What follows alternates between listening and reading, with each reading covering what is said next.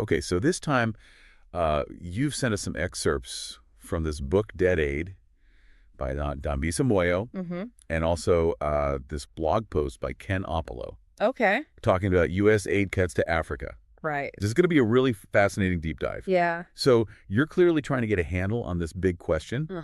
Is foreign aid actually helping Africa? Yeah. Or is it hurting it? Yeah, it's a question that has no easy answers, but I think by looking at Moyo's arguments and Opolo's blog post, we can shed some light on it. Absolutely. And maybe even offer some surprising insights along the way. I love surprises. Yeah. Where do we even begin with a topic this big? Well, Moyo, she doesn't pull any punches. Okay. She comes out strong with some pretty stark statistics. Okay. For instance, did you know that between 1970 and 1998, when aid to Africa was at its peak, the poverty rate on the continent actually increased? What? From 11% to a staggering 66%. Wow, that's pretty damning. Yeah. If aid is supposed to be the solution, then how come poverty skyrocketed during a period of increased aid? That's the million-dollar question, right? Right. And Moyo's answer is what she calls the resource curse analogy. Yeah. You're probably familiar with this idea in the context of like oil or diamonds, how sometimes an abundance of a valuable resource can actually hurt a country's overall development. I'm kind of getting it, but can you break that down for me? Like, how does the resource curse apply to foreign aid? Sure. So think about it this way. Yeah. When a government gets a huge influx of easy money, whether it's from oil or from foreign aid, it can create some pretty perverse incentives. Okay. They become less reliant on their own citizens for tax revenue, which means they're less accountable to them. Oh, so instead of focusing on building like a strong, diversified economy and collecting taxes, they just become dependent on this external source of income. Yeah, exactly. That dependence can lead to all sorts of problems. That's right. And this is where Moyo argues that this dependence on aid can fuel corruption. Right. When there's a lack of accountability and transparency, that easy money becomes a breeding ground for all sorts of shady dealings. It's almost like winning the lottery, but without the financial literacy to manage it. Right. You end up worse off than you were before. That's a great analogy. Okay. And Moyo doesn't just point fingers at African governments. She also highlights how the structure of the aid industry itself contributes to the problem. Oh, really? Aid organizations are often judged by how much money they distribute. Right. Not necessarily by the actual impact they have. Oh, so there's this incentive to just keep the aid flowing even if it's not being used effectively. Precisely. It becomes more about ticking boxes and meeting quotas. Right. Than about actually addressing the root causes of poverty. And underdevelopment. Got it. Now, it's important to note that Moyo isn't saying all aid is inherently bad. She actually cites Botswana as a case where aid seems to have worked. Okay, so what makes Botswana so different? Did they just get lucky? Not exactly. Botswana had a few things going for it that many other aid-dependent countries lack. They had sound economic policies in place, a responsible government that was committed to transparency and accountability, and they focused on investing in key areas like education and infrastructure. So it seems like the effectiveness of aid really depends on the context. Yeah. Like the recipient country's governance and economic policies. You hit the nail on the head. It's not a one-size-fits-all solution. Got it. And this brings us to another crucial point that Moyo makes. The big push fallacy. Okay, I'm intrigued. What's the big push fallacy? It's this idea that if we just give more aid, more money, more resources will finally solve Africa's problems. It's been a dominant idea in development circles for decades.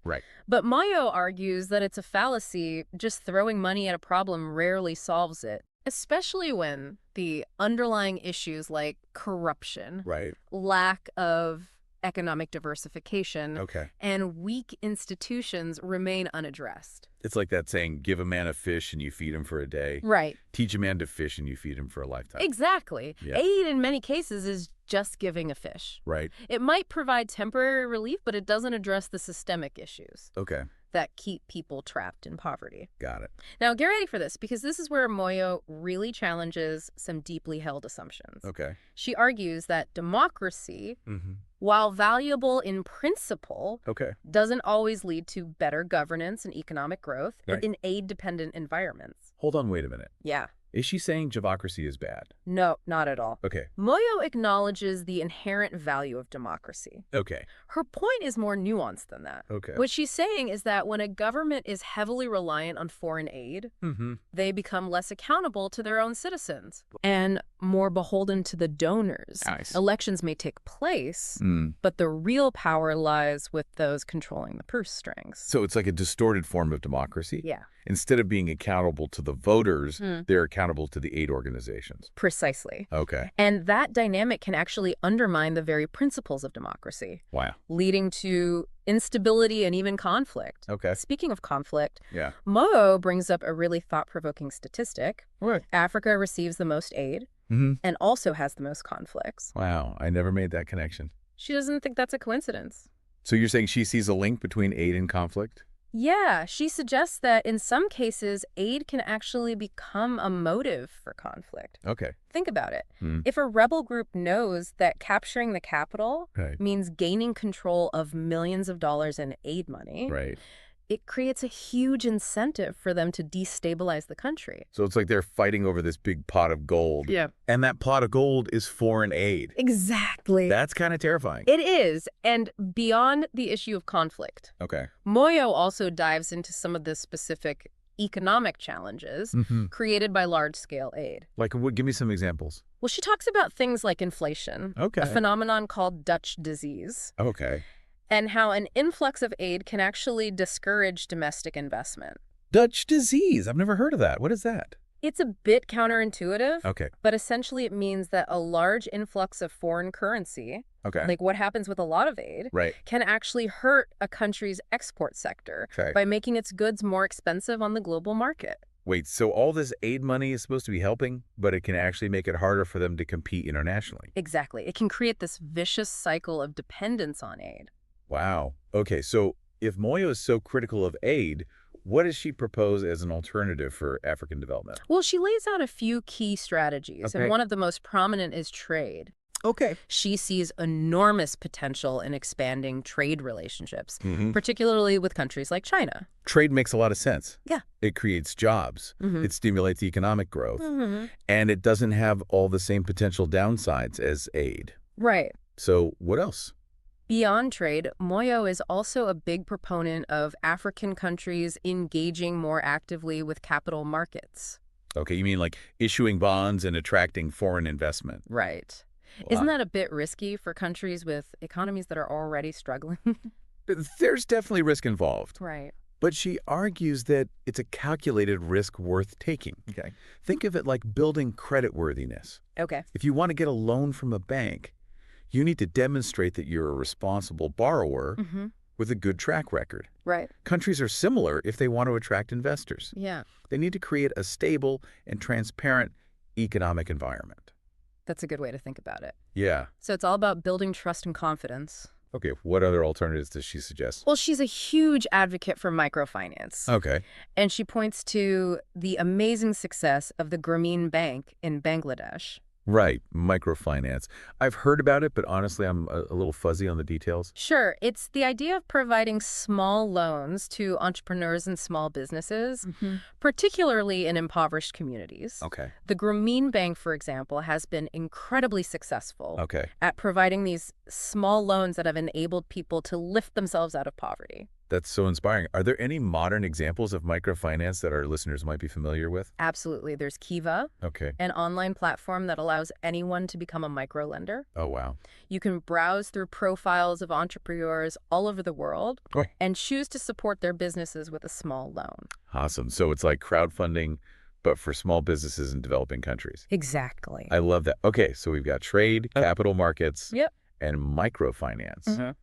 What else? She also stresses the importance of remittances. Okay.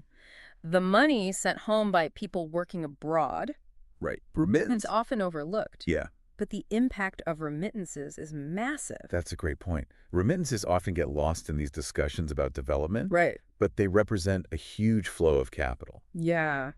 What does Moyo say about their scale? She points out that the amount of money sent home by diaspora communities Okay. often dwarfs the amount of aid that countries receive, Wow. And the best part is, Yeah. it goes directly to families and communities, bypassing government bureaucracy. Now, that's what I call putting your money where your heart is. Right. So we've covered a lot of ground here. We have. And I'm already seeing this issue of aid in a whole new light. But we can't forget about Ken Opolo's blog post. Right? He's reacting to a very specific event. Yeah. U.S. aid cuts. Uh-huh. So while Moyo's looking at the big picture, Yeah. Opolo brings in the immediacy of the situation. That's right. He's grappling with the real-world consequences of these aid cuts. Right. You know, the impact they're having on people's lives right now. So does he agree with Moyo's stance on aid? Well, he doesn't necessarily disagree with her broader critique of aid and its unintended consequences. Okay. But he's primarily concerned with the impact of these sudden cuts on the people who depend on those U.S. aid programs. Right. So he's asking, you know, what happens to those who rely on these programs for food or healthcare? Right. How do we balance long-term systemic change with those immediate needs? Those are definitely questions worth wrestling with. They are. So how do we navigate this if we're aiming for a future where African nations are less reliant on aid? What does that model look like? Right. Does Moyo offer any concrete solutions? She does. In fact, she lays out a very specific blend of funding sources that she believes could fuel African development. And guess what? I'm on the edge of my seat. Aid is only a tiny fraction of it. Okay, what's the magic formula? She suggests that about 5% should come from aid, 30% from trade, another 30% from foreign direct investment. Wow. 10% from capital markets, and the remaining 25% from remittances and domestic savings. Wow, that's a really specific breakdown. It is. But is it realistic? What are the challenges in moving towards a model like that? It's definitely ambitious. Yeah. It would require some pretty significant shifts. Right. Not just in terms of funding sources, but also in terms of governance and economic policies. Well, it's not just about changing where the money comes from. Right. It's about changing how that money is used and who's accountable for it. Exactly. Wow, this deep dive is already blowing my mind wide open. Good. I can't wait to see where we go from here. Yeah, it's going to be interesting. Yeah, it really highlights the complex web of factors at play. Right. It's not as simple as just saying aid is bad. Right. Or aid is good. It's about recognizing the nuances, the potential pitfalls, and the importance of context. Yeah, I'm starting to see that this whole, white savior narrative is pretty problematic. Yeah. Kind of oversimplifies things. It does. And it often ignores, the voices and the agency of Africans themselves. Absolutely. It perpetuates a power dynamic that can be really harmful. And it prevents us from having honest conversations about the root causes of poverty and underdevelopment. So if we're talking about solutions, where do we even begin? Right. Moyo suggests a pretty radical shift in thinking. Yeah. And I imagine that kind of transformation would require a lot of political will, both within Africa and within the international community. You're right. It wouldn't be easy, but Moyo argues that it's absolutely necessary. Okay. If African nations want to break free from the cycle of aid dependence and chart their own course. So she's not just critiquing the system. She's offering a roadmap. Exactly. She's offering a roadmap for a different future. Okay. And that roadmap starts with internal reforms, right? Exactly. Moyo is very clear that African governments need to step up. Okay. And tackle corruption, strengthen institutions. And create a more business-friendly environment. That's the foundation for attracting investment, stimulating economic growth, and ultimately lifting people out of poverty. Those are some pretty big tasks, and they're long-term projects. Yeah. What about more immediate actions? Right. What can leaders do in the short term to start shifting away from aid dependence? Well, they can start exploring those alternative funding sources that we talked about. Okay. Expanding trade relationships, engaging with capital markets, and encouraging domestic investment. Right. It's about diversifying their economies and reducing their reliance on aid. But let's not forget about the human element here. Right. You know, there are millions of people in African nations who rely on aid for basic necessities. Yeah. So if you're an African leader, how do you balance those immediate needs with this long-term goal? Yeah, that's the real leadership challenge, isn't it? Right. It's about being honest with your people, acknowledging the limitations of aid, and presenting a compelling vision for a future where they're not dependent on handouts. Right. It's about investing in education, healthcare, and infrastructure. Right. You know, the building blocks of a strong and prosperous society. And it's about empowering people to take ownership of their own development. Precisely. It's about creating opportunities for people to lift themselves out of poverty, Right. not just giving them temporary relief. Moyo seems particularly optimistic about the potential of trade to transform African economies. Yeah, She specifically highlights the growing relationship between Africa and China. right. What's your take on that? It's definitely a complex relationship with both potential benefits and potential risks. Okay. On the one hand, China has been investing heavily in infrastructure in Africa, and they're often willing to engage in trade without imposing the same kind of conditions that Western donors do. Which can be appealing to African leaders who are tired of being told what to do. Exactly, but there are also concerns about the terms of these deals, Right. the potential for exploitation, Right. and the lack of transparency in some cases. Got it. So it's important to approach this relationship with a critical eye, Right. weighing the potential benefits against the potential risks. So it's not a simple black and white situation. Yeah. There are a lot of shades of gray. Absolutely, and it's crucial to have those nuanced conversations, Right. to move beyond simplistic narratives, Okay. and really engage with the complexities. Moyo also talks about capital markets as a source of funding for development. Yeah. But isn't that kind of a risky proposition? Uh-huh. I mean, these markets can be volatile, Right. and there's always the possibility of defaulting on loans. Yeah. I imagine that could be pretty disastrous for a country that's already struggling. There's definitely risk involved, but Moyo argues that it's a calculated risk worth taking. Okay. She points out that African nations have a long history of engaging with capital markets. They've been issuing bonds since the 1820s. Wow. I had no idea it went back that far. It does, and her point is that accessing these markets isn't about reckless borrowing. Right. It's about demonstrating creditworthiness, Okay.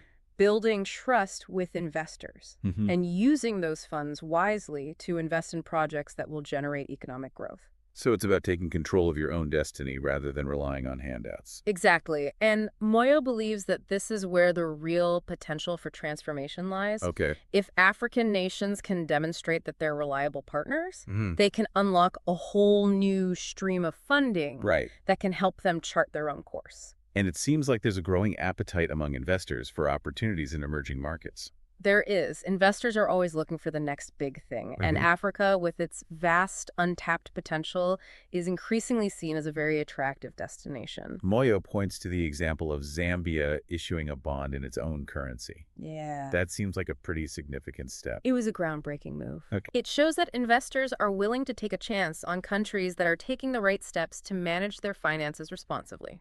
Let's circle back to microfinance for a moment. Sure. Moyo is clearly inspired by the success of the Grameen Bank in Bangladesh. Mm-hmm. What makes their model so effective? The Grameen Bank has been incredibly successful at reaching people who are traditionally excluded from the formal banking system. Okay. Women, Okay. rural communities, the very poor. Mm-hmm. They do this by creating a unique lending model based on what they call social collateral. Social collateral. Yeah. I've never heard that term before. What does it mean? Instead of requiring traditional forms of collateral like property or assets, Okay. they leverage the power of social networks. Okay. Borrowers form small groups and are responsible for each other's loans. So it's like a group accountability system. Exactly. This system creates a strong incentive for repayment, Okay. and it fosters a culture of financial responsibility within these communities. Awesome. The Grameen Bank has proven that this model can be incredibly effective at helping people escape poverty. And what about Kiva? We talked about it earlier as a modern platform for microlending. How does that work? Kiva is a brilliant platform Okay. that connects lenders from all over the world with entrepreneurs in developing countries. You Yeah. can browse through profiles of borrowers Mm-hmm. and choose to support their businesses with a small loan. You can loan as little as $25. It's a really cool way to make a direct impact. Yeah. You can actually see where your money is going, Right. and you get updates on the progress of the business you're supporting. It's a fantastic way to get involved and make a real difference in someone's life. We've talked a lot about attracting investment and generating funding for development, Right. but what about the role of the African diaspora? Yeah. It seems like they could be a huge source of capital and expertise. You're absolutely right. Moyo highlights the incredible impact of remittances. Okay. You know, that money that Africans working abroad send back to their families? It's a force to be reckoned with. It is. And she mentioned that it often surpasses the amount of aid that many countries receive. It's true, and that money goes directly to the people who need it most. Right. It supports families, it boosts local economies, and it helps drive development at the grassroots level. It's a testament to the power of personal connection Yeah. and the desire to give back to one's homeland. It's beautiful, really. I agree. And beyond financial contributions, Yeah. the diaspora also brings a wealth of knowledge, skills, and experience Right. that could be incredibly valuable for African nations. They bring fresh perspectives and innovative ideas from all over the world. Exactly. And Moyo argues that African governments should do more to tap into this incredible resource.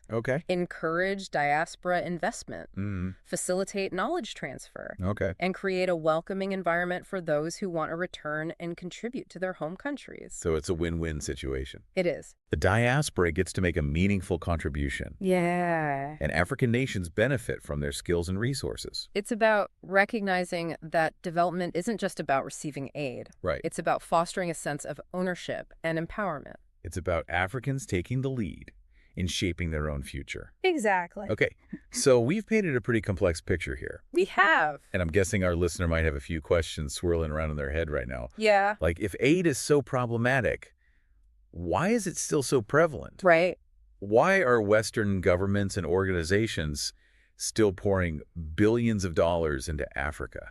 That's a great question. If the evidence suggests it's not as effective as we'd like to believe, why are we still so attached to this model? It's like we're clinging to this outdated operating system. Yeah. Even though there are better options available. I think there are a few reasons for this persistent attachment to the aid model. Okay. First, there's the historical legacy of colonialism and the sense of responsibility or perhaps guilt that many Western nations feel towards Africa. It's like that whole white savior complex we were talking about earlier. Exactly. And that narrative is deeply ingrained in our culture. Right. It's perpetuated in the media, in politics, and even in the way we talk about development. It's tied to our sense of identity too, right? Yeah. This idea that we're the wealthy, generous nations, and Africa is the poor, helpless continent that needs our assistance. You hit the nail on the head, and that makes it very difficult to have honest, critical conversations about the complexities of aid and the potential downsides. It's like we're afraid to question the status quo because it challenges our own worldview. Yeah, there's also the political dimension to consider. Okay. Aid can be a very effective tool for advancing foreign policy objectives. It's a way for countries to exert influence, secure alliances, and gain access to resources. Precisely. So it's not always purely about altruism. There are often strategic interests at play. And let's not forget the economic dimension. Right. There are a lot of Western companies and organizations that profit from the aid industry. You're right. It's a whole industry in itself. Yeah. With consultants, contractors, NGOs, all sorts of other players vying for a piece of the pie. Yeah. And that creates a powerful lobby that has a vested interest in keeping the aid flowing. So it's this complex web of motivations, good intentions, self-interest, historical baggage, economic incentives, and political maneuvering. It's a tangled mess, that's for sure. Right. And that's why it's so important to keep asking these tough questions. Okay. To challenge the status quo and to explore alternative paths to development. Moyo certainly doesn't shy away from bold statements. She doesn't. She even goes so far as to compare the current aid model to a form of taxing the poor in the West. Right. To enrich elites in former colonies. It's a provocative statement, for sure. Yeah. But it really gets to the heart of her argument. Okay. She's challenging us to consider who really benefits from the aid industry and whether it's truly serving the interests of the people it's supposed to help. It's about shining a light on the power dynamics at play. Exactly. And questioning those deeply entrenched narratives. And those are conversations that we desperately need to be having. Now, Moyo is a big believer in harnessing the power of market forces to drive development. Right. But aren't markets inherently unequal? Don't they tend to benefit those who already have wealth and power? Right. Leaving the poor even further behind. It's true that markets can exacerbate inequality if they're not regulated properly, and if we don't have safety nets in place. Right. But Moyo argues that the alternative, a system based on aid independence, is actually even more likely to entrench those existing power structures. Because it creates a system where those in power have a vested interest in maintaining the status quo. Yeah. They become gatekeepers, controlling the flow of resources. Precisely, Moyo believes that markets, when combined with good governance, Okay. Transparency and a focus on empowering individuals can be a powerful force for good. Okay. For reducing poverty and creating opportunities for all. So it's not about demonizing markets. It's about creating a system where everyone has a fair shot. Exactly. And that's why she emphasizes things like microfinance and access to capital markets. It's about creating a more level playing field. This has been an incredibly insightful conversation so far. Good. I feel like I'm starting to grasp the complexities of this issue in a way I never have before. That's great. So for our listener who's been on this journey with us, what's the key takeaway here? I think the most important thing is to understand that the issue of aid in Africa is far more nuanced and complicated than we're often led to believe. Right.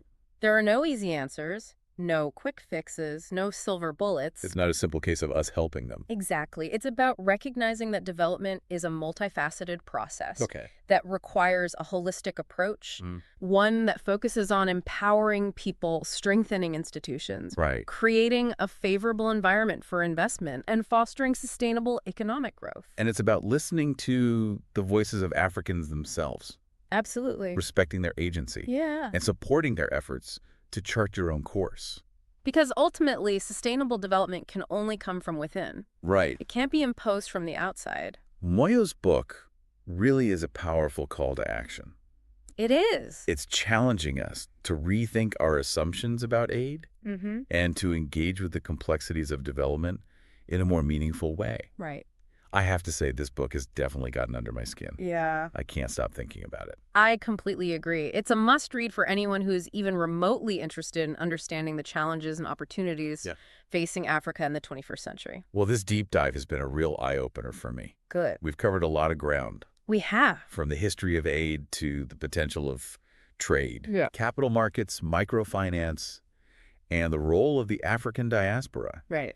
You've given our listener a lot to think about. I hope so, and I encourage everyone to keep exploring these issues to challenge conventional wisdom. Right. And to engage in constructive conversations about how we can create a more just and prosperous world for all. Yeah. It's like that quote, the best way to help someone is to help them help themselves.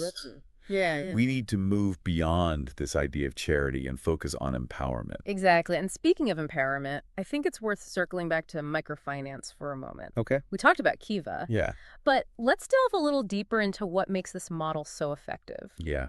You know, when I first heard about Kiva, I was a little skeptical. I was like, is this really making a difference?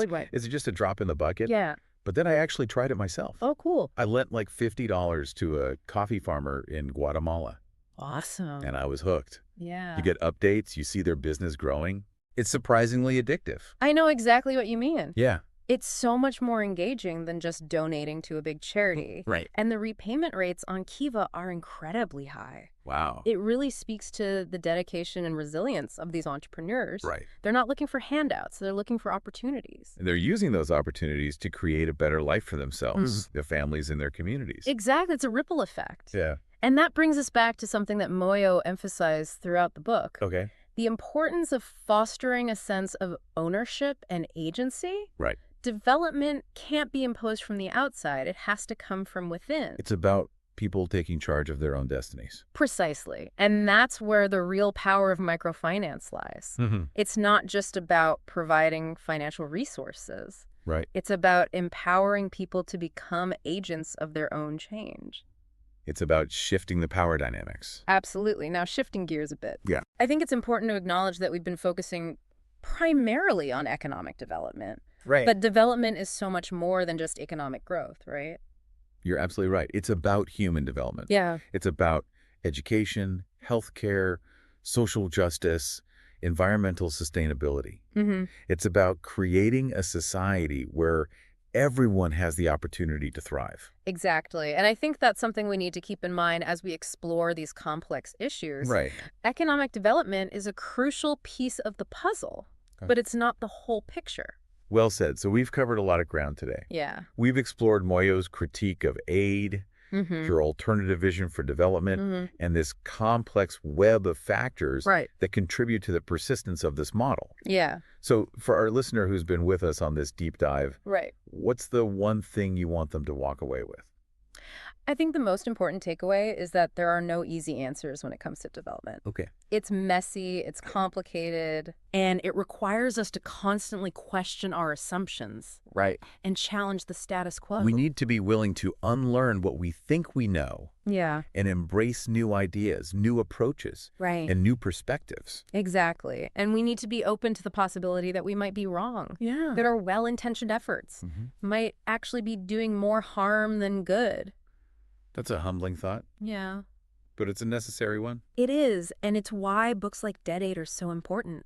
They force us to confront uncomfortable truths. Right. And to reconsider our role in the world. They shake us out of our complacency and inspire us to think differently, to act differently, Yeah. and to create a more just and equitable world for all. Well said. This has been an incredible deep dive. It has been. Thank you so much for sharing your insights with us. It's been a pleasure. And to our listener, keep those questions coming. Yeah. We'll be back soon with another deep dive into a topic that's sure to spark your curiosity. Until next time.